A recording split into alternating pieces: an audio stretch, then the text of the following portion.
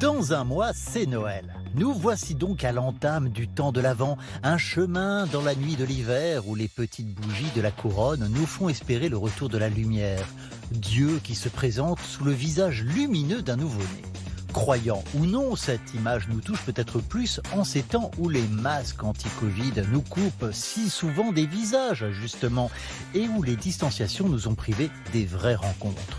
Mais franchement, il n'a pas fallu attendre cette épidémie pour que nous en collions des masques, des étiquettes qui occultent le vrai visage des personnes. Alors pour ce premier dimanche de l'Avent, allons à l'attaque de l'un de ces masques, le handicap. C'est très récemment que dans l'usage, nous avons remplacé les handicapés par les personnes handicapées. Discipline linguistique trahissant notre lutte pour ne pas voir la faiblesse comme prédominante à toute autre qualité humaine. Mais dans un mois pourtant, le Dieu que nous célébrerons ne brillera pas par son autonomie. Pensez-vous, incapable de marcher, de parler ou même de s'alimenter seul. Alors allumons notre première bougie pour comprendre quel visage nous pouvons distinguer dans l'ombre du handicap.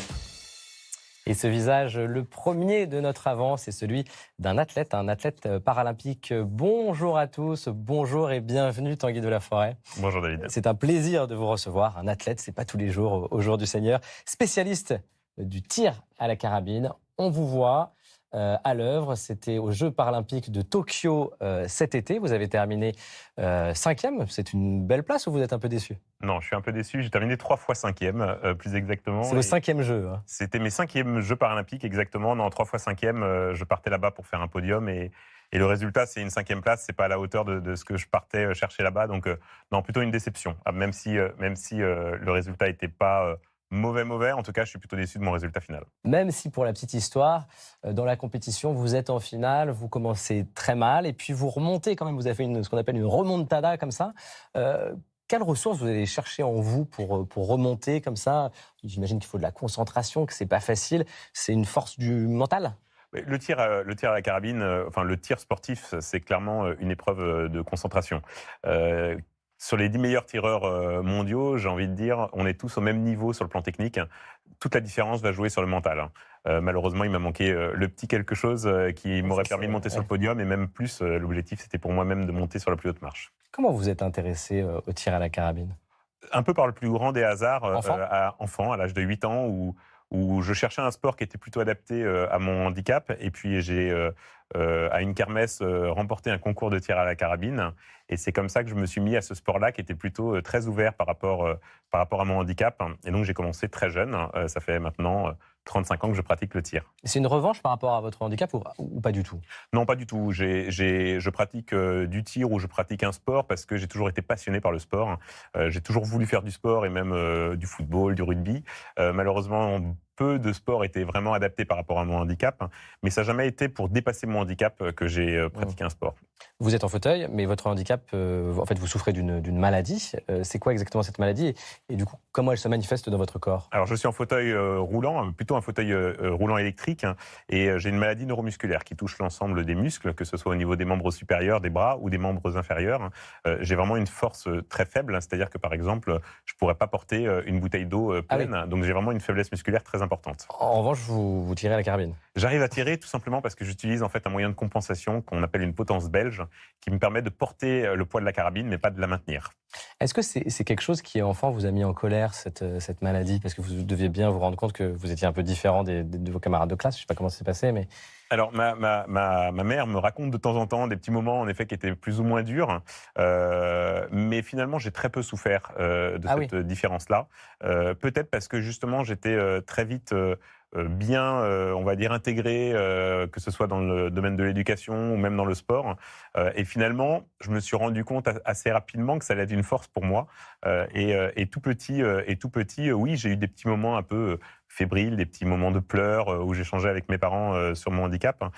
Mais j'ai très peu de souvenirs de ça parce que finalement, ça m'est arrivé assez rarement. Une force ? Vous vous êtes dit, ça peut être une force pour moi ? Je ne sais pas si je me suis dit ça, mais en tout cas, très vite, en fait, j'ai senti, rien que par rapport au sport, par exemple, j'étais en équipe de France assez rapidement.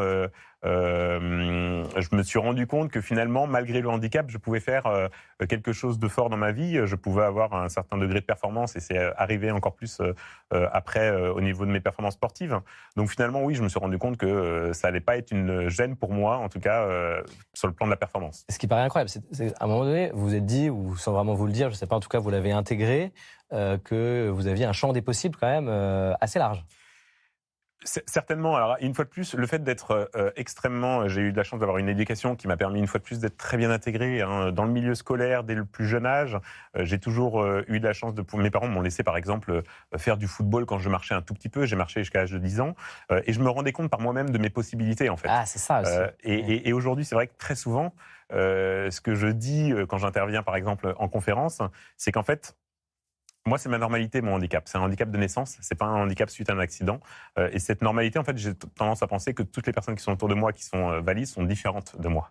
C'est pas moi qui suis différent d'elles, mais c'est plutôt ces personnes qui sont différentes. Donc c'est vraiment une intégration profonde de ce que vous êtes avec votre handicap. Exactement, c'est exactement ça. C'est une fois de plus, que ce soit par rapport à mon grand frère ou ma petite sœur, j'ai toujours été traité de la même manière. Il n'y a pas eu de différence de fait, même si on pouvait en observer quelques-unes, évidemment, sur le plan technique ou sur le plan matériel. Il y a évidemment des différences, mais je ne l'ai pas senti comme ça dans mon éducation. Est-ce que quand vous êtes sur le pas de tir, vous avez le sentiment de rejoindre cette force-là que vous avez en vous, cette force de vie, ou en tout cas cette force qui vous mène à pouvoir faire des choses? Alors, si ce n'est pas à cause du handicap ou c'est pas pour dépasser mon handicap que je fais du tir, en tout cas, je m'en rends compte aujourd'hui qu'en effet, finalement, j'ai quelque chose qui me permet, en tout cas, de me dépasser dans le tir. Alors, est-ce que je me suis forgé, on va dire, ce trait de caractère-là par mon handicap? Certainement. Peu importe, finalement. Certainement plus fort. Mais c'est un trait de caractère chez vous. C'est certainement, oui, c'est sûr, c'est un trait de caractère. Parce que vous êtes, alors je le précise, on va avoir un reportage sur votre quotidien dans quelques instants, mais vous êtes aussi entrepreneur dans le domaine des ressources humaines. C'est ça. Enfin, je suis entrepreneur dans plusieurs structures, mais en effet, notamment les ressources humaines. Et là encore, comme dans le domaine sportif, en fait, je ne suis pas entrepreneur pour dépasser mon handicap, mais c'est plutôt une passion que je me suis découverte, notamment parce que mon père entreprenait et que j'ai toujours été fasciné par l'entrepreneuriat. Vous avez le sourire aussi depuis le début de l'émission. Vous êtes quelqu'un de joyeux? Je suis quelqu'un d'assez joyeux et puis j'aime bien parler en effet de ses passions. Une fois de plus, j'ai beaucoup de plaisir à pratiquer mon sport, beaucoup de plaisir à faire du haut niveau, beaucoup de plaisir à entreprendre. Et voilà, je pense que peut-être que ça se voit en tout cas sur mon visage. Ça se voit sur votre visage. Donc c'est un beau visage ce premier. Je vous rappelle de notre avant. Montre-moi ton visage. C'est le thème de cet avant cette année, en tout cas aujourd'hui, Seigneur. J'aimerais, Tanguy, maintenant qu'on découvre votre quotidien. On l'a compris, celui de sportif et puis celui qu'on connaît moins, d'entrepreneur. Allez, on regarde et puis on se retrouve juste après.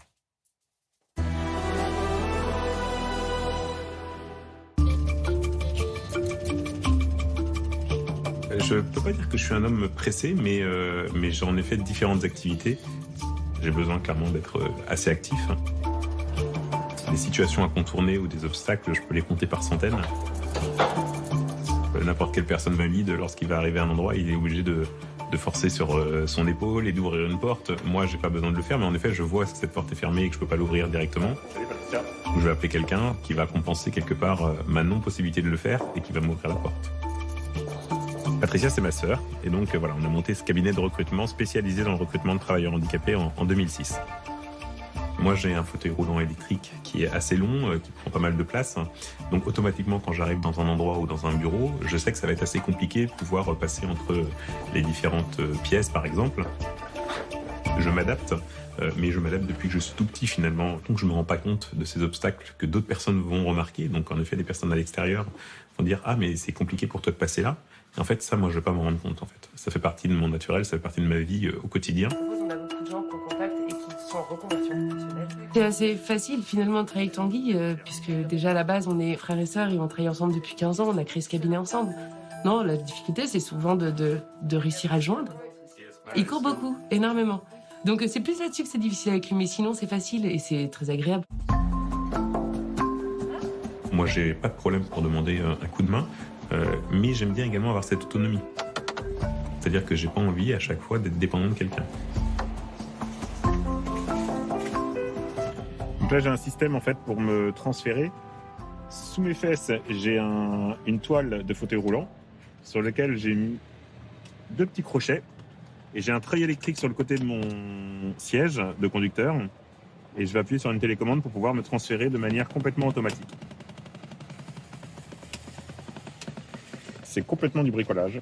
C'est un système que j'ai inventé avec un ami qui m'a donné cette idée-là, surtout. Et après, j'ai demandé à mon aménageur de me l'adapter et il l'a aménagé pour moi. Pour compenser ce manque de force, en fait, j'utilise un joystick qui est sur ma droite et qui me permet de diriger complètement le volant. Et sur la gauche, j'ai une manette d'accélération-freinage que je tire pour accélérer et que je pousse pour freiner. Désolé pour le freinage un peu sec.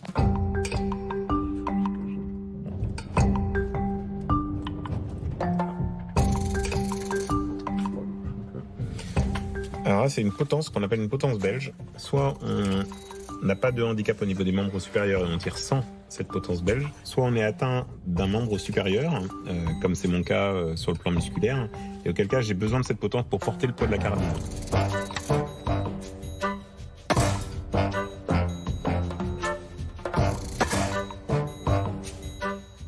Je ne suis pas qu'un tireur, je ne suis pas qu'un entrepreneur, je ne suis pas qu'un mari, mais j'ai en effet tous ces éléments qui me caractérisent, et sans un de ces éléments, je pense qu'il manquerait quelque chose. Et je pense qu'en effet, si je devais enlever un chaînon finalement de cette vie-là, je pense que ce serait un peu difficile pour moi. Ouais, c'est frappant dans ce reportage, vous êtes un homme, j'ai le sentiment en tout cas très, très unifié intérieurement. Très unifié, et en effet, je le dis à la fin, hein, c'est ce côté, toutes ces facettes-là qui me représentent, c'est quelque chose qui m'anime au quotidien et c'est quelque chose qui me plaît aujourd'hui. Parce qu'il y a des galères dans votre quotidien quand même, là on le voit. Hein. Mais par exemple, là, je les vois pas là, moi je vois pas du tout. Ouais, c'est ça, mais c'est ça qui est intéressant. C'est peut-être le petit moment où j'ai plus de mal à freiner, peut-être. On voit des petites galères, mais on voit pas de galères, rien qui vous freine en tout cas. Non, rien qui me freine. Et puis je le dis également dans le reportage, ce qui m'importe aujourd'hui, moi, c'est l'autonomie. C'est l'indépendance. La conduite, par exemple, j'ai pas pu conduire pendant 15 ans, je ne connaissais pas ce système-là. Aujourd'hui, je suis un passionné de la conduite. Sincèrement, vous me dites demain que j'ai 1000 km à faire, je suis très content de les faire. Ouais. Alors c'est intéressant cette idée d'indépendance parce que évidemment, vous vivez avec un fauteuil, mais on est nombreux, il y a beaucoup de téléspectateurs qui regardent l'émission qui ne sont pas forcément dans un fauteuil, et on cherche tous cette indépendance, en fait, cette autonomie. On a tous nos prisons intérieures, on a tous des difficultés dans la vie. Quel conseil vous pourriez donner aux gens qui galèrent avec eux-mêmes de temps en temps ? Mais c'est justement d'essayer de trouver toujours des solutions. En fait, il y a beaucoup de choses qui existent en termes de compensation. J'utilise souvent ce mot de compensation, que ce soit des compensations matérielles, il existe des compensations humaines. On le voit aussi dans la vidéo. J'ai un accompagnateur, par exemple, pour m'aider à pratiquer le tir à la carabine. Quand je parle de compensation aujourd'hui, je peux même prendre l'exemple évidemment de ma femme qui m'aide énormément au quotidien. Et donc, c'est de voir justement quels moyens de compensation on peut essayer de trouver, parce qu'il y a toujours des solutions pour être autonome. Il faut juste trouver ces solutions-là. Ouais, ça, c'est les moyens de compensation, et ça marche pour tout le monde. Ça marche pour tout le monde. Il y a toujours des moyens de compensation quasiment sur tous les aspects. J'en ai pas rencontré beaucoup, en tout cas, sans trouver de solution. Alors, j'aimerais citer un philosophe qu'on aime bien au jour du Seigneur. Il s'appelle Alexandre Jolien. Lui aussi est porteur d'un handicap. Voilà ce qu'il dit. Très vite, j'ai eu l'intuition qu'en fuyant le handicap, on s'isole. Il est là, il faut l'accueillir comme un 5e membre composé avec lui pour se faire la connaissance de ses faiblesses me semble primordial. Comment vous réagissez à cette phrase ? Peut-être la dernière partie de phrase d'ailleurs. Oui, la dernière, ça correspond exactement à la compensation. En fait, c'est quand on est en situation de handicap, il faut à chaque fois s'adapter. Et c'est ce que je fais via les moyens de compensation. Et je me retrouve complètement dans cette citation d'Alexandre Jolien, clairement. Et pour ça, je me mets à votre place, je ne peux pas me mettre à votre place, je peux imaginer. C'est-à-dire que moi aussi, dans la vie, il y a des choses qui m'agacent. Vous vous énervez jamais ? Où vous trouvez ça, cette manière de trouver les moyens de compensation sans s'énerver, sans être pris par ses passions ou par ses fragilités ? Vous voyez ce que je veux dire ? Je pense aussi, c'est parce que, je pense que le handicap m'a permis également d'être assez patient. Vous savez, ça m'est arrivé combien de fois ? Je prends l'exemple rien que de ce matin, par exemple. Pour me lever, j'avais une aide-soignante qui devait venir à la maison à 8h. Finalement, elle n'est pas venue parce qu'elle avait un problème, donc il a fallu que je m'adapte. J'ai de la chance parce que c'est ma femme qui s'est occupée de moi, Gaëlle. Mais voilà, c'est cette patience-là, je pense que je l'ai justement du fait du handicap. Et on peut retrouver en effet cette force également là dans l'adaptation. Et cette force-là, la patience aussi pour le tir à la carabine ? Et du coup, en fait, en effet, entre le moyen de compensation avec la potence et puis en effet la patience dans le tir, finalement, j'ai bien trouvé ma discipline. Alors, montre-moi ton visage. Je le redis, c'est le thème de notre avant au Jour du Seigneur cette année. Il y a un visage qui compte pour vous. En tout cas, on vous a demandé quel visage pouvait compter pour vous. Voilà, vous nous avez dit Jean-Paul II. Pourquoi ? Oui, Saint Jean-Paul II, pour 2 raisons principales. La première, c'est à l'âge de 12 ans, j'ai eu la chance d'être invité à la canonisation de Sœur Marie-Marguerite Diouville à Rome. Donc c'était en 1990 et donc invité à une célébration privée. Alors il y avait beau avoir 5000 personnes, voilà, c'était quand même un moment assez fort. Et notamment la première fois que je l'ai vu justement dans cette salle-là, il y a eu un moment donné en moi en fait où je me rappelle pratiquement plus de rien. Donc j'ai un moment très très fort, une sorte de grâce en fait qui m'est arrivée à ce moment-là quand je l'ai vu pour la première fois. Et la deuxième fois, toujours au même moment, il est venu me parler en fait et il m'a posé une question en me demandant ce que je faisais dans la vie. Et alors à l'époque, ce que je faisais comme à l'école. Il m'a demandé ce que je voulais faire plus tard. Il m'a demandé où j'habitais. Et en fait, ce petit moment, on va dire complètement intime, était juste un moment extrêmement fort.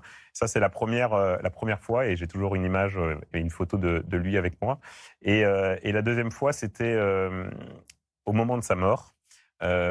Puisque je me rappelle, j'étais au travail et j'ai des collègues qui ne sont pas croyants, pas pratiquants, et qui m'ont dit en fait que ça les a énormément marqués et qu'ils ont le fait d'entendre que Jean-Paul II était mort finalement, ils nous ont dit mais en fait on s'est rendu compte de quel personnage ou quelle personne c'était.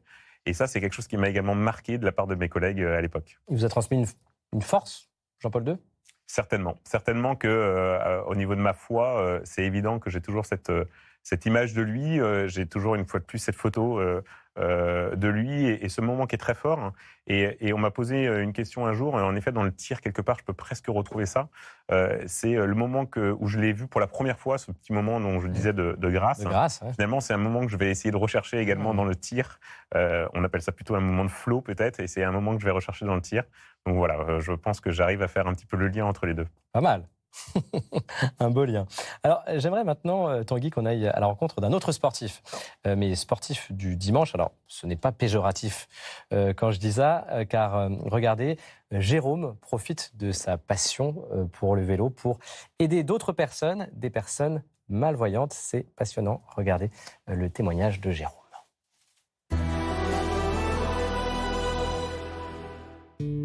Dominique, c'est bon pour toi ? Ouais, c'est bon. 1, 2, 3, allez go. Je suis chef d'entreprise, une petite entreprise d'un peu plus de 20 personnes qui est spécialisée dans l'ingénierie et en aménagement urbain. Et il y a 3 ans, j'ai rejoint l'association Échappée Belle, au sein de laquelle je suis bénévole pour guider, accompagner des déficients visuels sur des sorties en tandem. Bon, il est comment la forêt là, Jérôme ? C'est vraiment l'automne maintenant, avec les couleurs des arbres qui vont du jaune au roux. Quand je suis en tandem, évidemment, avec une personne déficiente visuelle derrière moi, il se passe quelque chose de différent et on le fait avec une attention différente de quand on fait du vélo individuellement. C'est un moment privilégié dans lequel on n'a rien d'autre à penser, rien d'autre à faire. On est là pour ça, donc on n'est pas parasité. C'est un petit moment hors du temps pendant lequel on se consacre entièrement à l'activité tandem et à la discussion avec ceux qu'on accompagne. On est sur la piste cyclable là ? Oui, on est sur la piste cyclable. On fait un effort ensemble, donc il se passe quelque chose de particulier. Quand on monte une côte de 2 ou 3 km, on doit s'accorder nos rythmes cardiaques, nos jambes fonctionnent à la même vitesse. Donc il y a l'effort physique accordé qui crée un lien particulier. Vraiment au fond de moi, compte tenu du fait que j'ai eu une vie globalement dans laquelle j'ai considéré avoir eu beaucoup de chance, parce que j'ai pas rencontré de difficultés majeures, ni de santé, ni de difficultés affectives, ni de difficultés matérielles, j'ai eu l'envie et le besoin de redistribuer un petit peu de cette chance que j'avais eue en accompagnant des gens qui en avaient besoin. Ah, qu'est-ce que ça fait du bien quand même. Hein. Ouais, super. Hop. Merci Jérôme. Quand on descend de vélo et que j'accompagne Dominique, je me sens bien, je me sens heureux, je me sens détendu, je me sens enrichi du moment qu'on a passé ensemble. Oui. Tu veux que je prenne ton bidon ? C'est bon, je vais le prendre. J'ai envie de dire que tous les gens qui ont envie de s'engager dans une association d'une manière ou d'une autre, c'est vrai que souvent on a des petites barrières morales ou mentales en se disant je vais pas être à la hauteur, de toute façon je sais rien faire qui puisse intéresser qui que ce soit. Je pense qu'il y a une voie pour tous et on n'imagine pas le bien que ça peut faire à la personne qui est aidée et à celle qui aide. Et voilà pour ce beau témoignage. Vous aussi, Tanguy, vous avez un accompagnateur sportif ? J'ai un accompagnateur sportif et si je reviens sur ce que je disais tout à l'heure en disant que rien n'est impossible, quand on regarde en fait une personne non-voyante peut faire du vélo, une personne non-voyante peut faire du tir à la carabine. C'est des choses qu'on n'imagine pas et donc il y a toujours des solutions et des moyens de compensation. Mais la solution, c'est aussi une affaire de confiance, non ? C'est une affaire de confiance. On le fait pas seul. Non, il faut faire confiance. Mais ça, dans le handicap, vous vivez tout jeune comme ça, avec cette confiance envers les autres, une fois de plus. Oui, on recherche l'autonomie, mais on a quand même cette dépendance, finalement, qui est très souvent présente, cette dépendance humaine. Moi, j'ai toujours vécu et je le vis encore aujourd'hui. Donc voilà. Est-ce que cette dépendance peut mener aussi à une peur, ou en tout cas la peur du regard des autres sur votre handicap ? Personnellement, j'ai jamais eu peur du regard des autres par rapport à mon handicap, mais je fais une distinction, une fois de plus, entre un handicap comme le mien, qui est un handicap de naissance, où j'ai toujours vécu avec, et un handicap, par exemple, suite à un accident, où vous passez d'un état valide à un état d'invalide. On n'est pas du tout dans le même schéma, en fait. On est vraiment sur deux notions complètement différentes. Et une fois de plus, je pense que c'est une chance pour moi, en tout cas, d'avoir eu cet handicap de naissance. Voilà, je le vois une fois de plus comme une force plutôt que comme un problème. Parce qu'il y a toujours cette frontière entre on s'appuie sur les autres et puis on veut être autonome. Enfin, il y a cette frontière-là. Il y aura toujours les deux, en fait. Je sais que je vais essayer un maximum d'être indépendant, mais je sais que j'aurai toujours besoin des autres. Mais ça, finalement, tout le monde a toujours besoin des autres également et de chercher l'autonomie en parallèle. Non, mais même si je prends mon exemple, enfin, voilà, je pense que beaucoup de personnes peuvent se retrouver dans ce que je vais dire, mais parfois on a du mal à dire « aide-moi, s'il te plaît ». C'est vrai, mais moi je le dis pas. Enfin, je le dis. Si, finalement, je le dis. J'ai l'impression que vous le dites. Non, je le dis régulièrement, mais je m'en rends pas compte. Mais ouais. Oui, c'est vrai. Ouais, ça, parce que c'est une force aussi de savoir dire j'ai besoin d'aide. Oui, c'est une force, mais c'est quelque chose qui je sais pas. J'ai pas l'impression en tête de demander beaucoup d'aide, et en même temps, si je demande à ma femme, par exemple, ou à ma famille ou à mes amis, je pense qu'ils vont dire l'inverse. Donc oui, c'est certainement une force, en tout cas, de pouvoir le demander. C'est peut-être ce qui fait également que je suis peut-être assez sociable également, parce que voilà, j'ai pas de problème pour demander autour de moi. Ouais, ça c'est important. Quel est votre moteur intérieur, Tanguy ? Ce qui vous fait profondément avancer dans la vie ? La recherche un peu de la performance. Clairement, je le retrouve dans le haut niveau, évidemment. Mon objectif, j'ai des objectifs qui sont d'être performant dans le tir et de pouvoir être médaillé sur des championnats internationaux, notamment les Jeux. C'est la même chose dans l'entrepreneuriat, l'objectif de performance également au niveau de mes entreprises. Alors, c'est pas au détriment des autres, c'est pas au détriment de mes concurrents dans le tir ou de mes clients ou de mes fournisseurs, mais c'est cette recherche quelque part un peu, ou une certaine exigence que j'ai en moi pour être performant ou pour être compétent dans mes différentes activités. Je pense que c'est ça le moteur que j'ai. Vous poussez aussi, par exemple, quand vous recevez des candidats, vous les poussez aussi ? Qu'est-ce que vous essayez de leur transmettre pour qu'ils soient au top d'eux-mêmes ? Mais en fait, déjà, ce qu'on essaye de dire au niveau du cabinet, c'est qu'ils mettent en avant leurs compétences, en fait. Ils sont pas là, évidemment qu'on va aborder la question du handicap sur le côté contre-indication, sur le côté aménagement nécessaire, mais avant tout, ce qu'on veut entendre, ou ce que les employeurs veulent entendre, c'est quelle est la compétence de la personne en face de soi. Et c'est ça que je leur dis de mettre en avant, évidemment, c'est leurs compétences, et qu'ils parlent de leur qualité, évidemment. Pourquoi pas de temps en temps de leurs défauts, mais en tout cas qu'ils mettent vraiment en avant leurs compétences au-delà du handicap. Est-ce qu'il y aura des prochains Jeux paralympiques pour vous ? Vous allez faire vos 6e Jeux ? Oui, l'objectif, c'est évidemment d'aller jusqu'à Paris. On sera chez nous, donc c'est de faire les Jeux à Paris dans 2 ans et demi. Ça va arriver très, très vite. Avec une médaille ? Avec une médaille. Mais la chose la plus importante pour moi, ce serait de pouvoir faire ces Jeux avec Gaëlle, avec ma femme qui pratique également le tir sportif. Donc voilà. Ah, ça serait une belle aventure, ça. On aimerait énormément pouvoir faire les Jeux ensemble. Je vous le souhaite en tout cas, Tanguy. Restez avec nous, il est temps de passer à notre agenda culturel avec Gladys Mariva. Bonjour Gladys. Bonjour. Bonjour.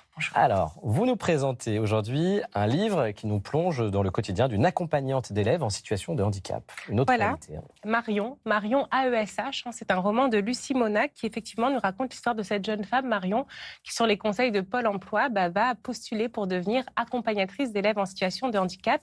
Et cet acronyme AESH, ça va devenir son identité dans les écoles où elle va travailler. Elle va s'occuper d'élèves de différents âges, mais on se rend compte qu'en fait, elle exerce cette fonction nécessaire en étant sous-payée, en étant absolument pas formée et en étant très mal considérée aussi par l'éducation nationale. Le plus fort dans cette histoire, c'est que la leçon que Marion en tire. En fait, elle revient d'un voyage au Venezuela et elle se rend compte qu'aux côtés de ses élèves, qu'elle va voir s'épanouir, ça c'est assez beau dans le livre, et bien aux côtés de ses élèves, elle va en apprendre bien plus sur elle et sur le monde qu'en ayant traversé et fait le tour du monde. Alors l'autrice Lucie Monac s'est inspirée de sa propre expérience pour écrire ce roman réaliste et elle voulait absolument faire connaître son métier enrichissant, un métier très prenant, mais malheureusement qui s'exerce dans des conditions déplorables. Alors à lire de toute urgence, Marion AESH comme une ombre au fond de la classe aux éditions JDH. J'imagine, Tanguy, que ce n'est pas vous qui allez me dire le contraire, un métier ô combien important. C'est un métier extrêmement important et en effet, sans parler obligatoirement de la rémunération qui en effet manque, mais c'est indispensable en fait, c'est indispensable au quotidien, c'est indispensable, moi je l'ai dans le cadre de ma pratique sportive, je l'ai dans la pratique de l'entrepreneuriat et je l'ai dans ma vie au quotidien. Donc évidemment que ce sont des fonctions qui sont indispensables en tout cas pour permettre justement d'être autonome. À reconnaître encore mieux, en tout cas, c'est ce qu'on entend dans ce témoignage. Littérature encore, Gladys, pour les enfants, cette fois à l'occasion du Salon du Livre de Seine-Saint-Denis de Montreuil, grand rendez-vous de la littérature jeunesse. Et puis ça peut être une idée pour chiner quelques cadeaux de Noël. Tout à fait, et puis pour rester dans cette thématique du visage et des préjugés, j'ai trouvé 3 livres pour 3 tranches d'âge différentes. Alors on commence avec Les Reflets d'Harriet de Marion Cadier aux éditions de l'Agrume. Alors Harriet, c'est une petite fille qui est assez timide, qui n'ose pas prendre la parole en classe. Et un jour, elle va croiser le chemin du reflet d'un lion qui lui vient de mourir. Et en fait, il va devenir le reflet de la petite fille et grâce à ça, elle va retrouver du poil de la bête et lui aussi. Alors ensuite, pour les enfants un peu plus grands, 8-10 ans, je conseillerais Violente de Marilyn Desbioles, illustrée par Laurie Lecou. Ça, c'est à l'école des loisirs. Alors Violente, c'est une petite fille qui est la nouvelle venue dans la classe. Alors, elle n'est pas très bien coiffée, elle a les cheveux dans la figure, elle a une grosse tache de vin rouge sur le visage. Elle habite justement à la maison en ruine du village et puis elle n'a pas de maman. Alors pour tout le monde, c'est une sorcière en fait. Mais pour la narratrice, qui va devenir l'amie de Violente, eh bien, c'est une personne qui va l'aider à s'ouvrir, à ouvrir son esprit et puis à se débarrasser de préjugés. Et puis pour finir, pour les adolescents, quand on arrive à les faire lire, si on peut y arriver. Alors, Eden, fille de personne, de Marie Collot, donc ça, c'est aux éditions Actes Sud Junior. C'est l'histoire de Eden, qui a 16 ans, qui vit aux États-Unis, qui a été toute son enfance ballottée entre foyers sociaux et familles d'accueil, parents adoptifs, puisqu'on le découvre dans certains États américains.